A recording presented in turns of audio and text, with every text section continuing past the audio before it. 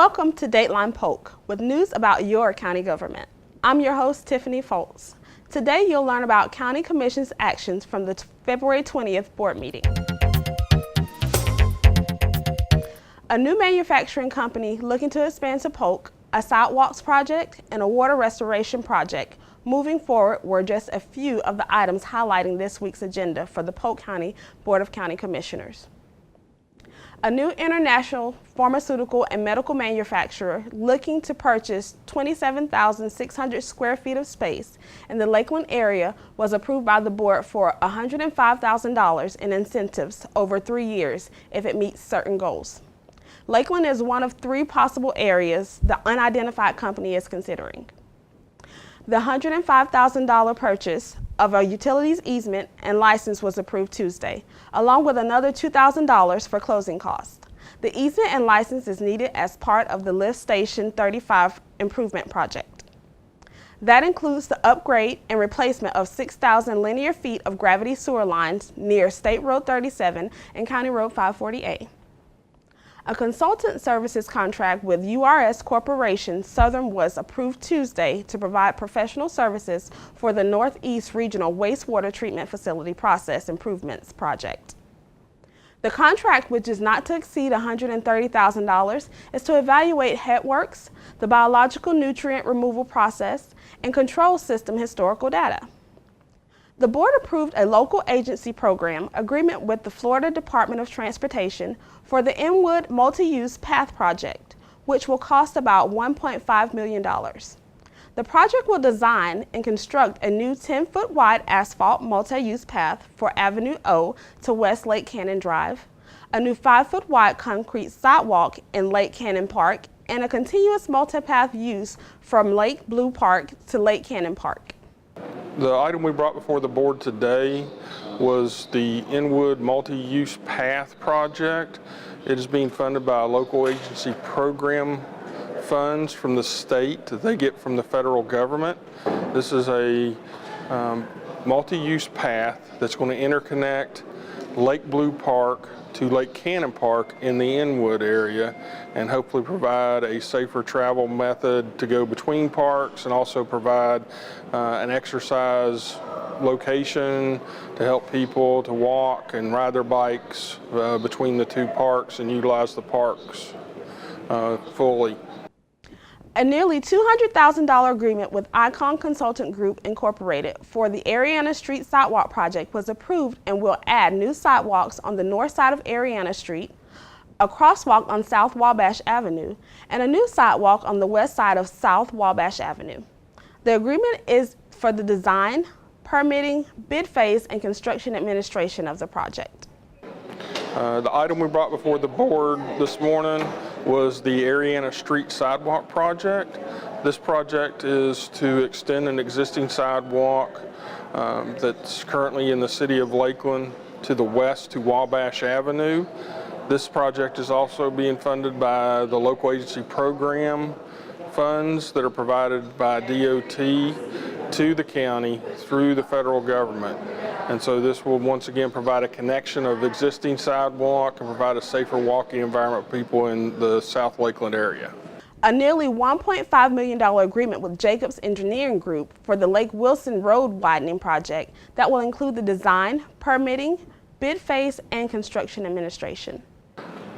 The item we brought before the board today was a consultant services agreement with Jacobs Engineering for the design, permitting, and post-construction activities related to the Lake Wilson capacity project that is currently being worked on.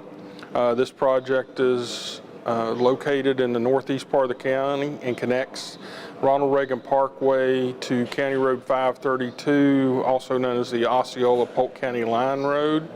And this will provide more capacity for people traveling in that area to get between those 2 roads, widening it from a 2-lane road to a 4-lane road.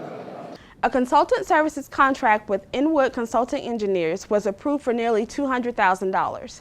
The contract is for the Cricket Lake West hydrologic restoration project that will help restore more natural surface flows to the 4,000-acre site that is jointly owned by the county and the Southwest Florida Water Management District. This agreement will include the engineering, design, and permitting of the project. We were here at the board meeting today to discuss the Crooked Lake West property, which is on the actual west side of the large Crooked Lake outstanding Florida water body. And what's really intriguing about this project is that we have this opportunity to restore part of the property while it was in cattle grazing type of activity and will remain in that. The property was ditched and drained to make more areas for the cattle grazing.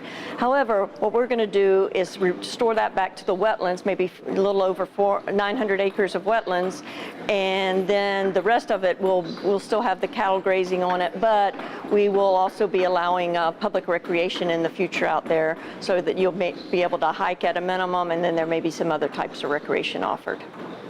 In a separate measure, a cooperative funding agreement with the Southwest Florida Water Management District for the Crooked Lake West Hydrologic Restoration Project was approved by the board.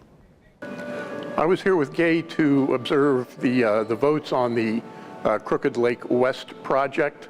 A big part of that project, as Gay mentioned, is funding, and we're sharing the burden of that with the Water Management District, who is the co-owner of the property.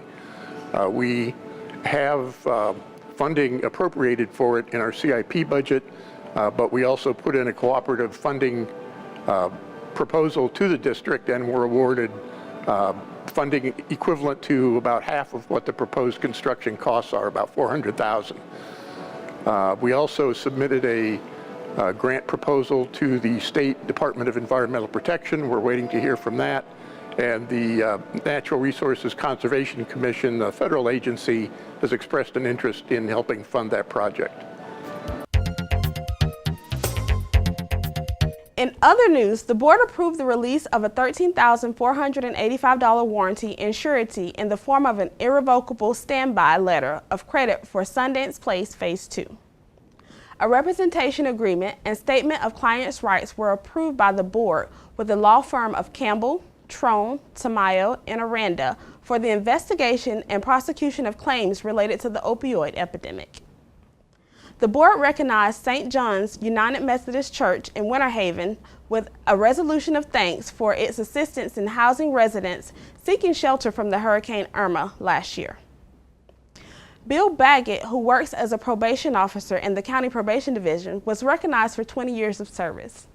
And Bobby Stedman Jr., who works as a project coordinator for the Facilities Management Division, was recognized for 30 years of service. In public hearings, during the afternoon session, the board held several public hearings on a variety of items. Those items up for consideration included: the first of 2 hearings was held Tuesday, but the board took no action about an applicant-initiated land development code text amendment request to Section 206 to allow wind energy conversion systems in all future land use map districts, providing for development standards. The board approved a Level 4 conditional use for Mosaic Fertilizer and South Fort Meat Partnership to bring phosphate rock via 268 truckloads per day from Hardee County to the beneficiation plant at the South Fort Meat mine site, and amend a resolution adopting a development order for the South Fort Meat mine development of regional impact. A resolution to modify the development order, amending a condition to permit the truck transport of mine material if rail service is interrupted, was approved Tuesday. Mosaic requested to bring phosphate rock via 268 truckloads per day from South Pasture Mine in Hardee County to the beneficiation plant at the South Fort Meat mine site to be blended with on-site materials. Well, that wraps up this edition of Dateline Polk. To keep current with programs and progress in the county, visit us online at polk-county.net or follow us on Facebook and Twitter. We encourage you to join us at the next scheduled board meeting at 9 a.m. Tuesday, March 6th. I am Tiffany Fultz. Thanks for watching.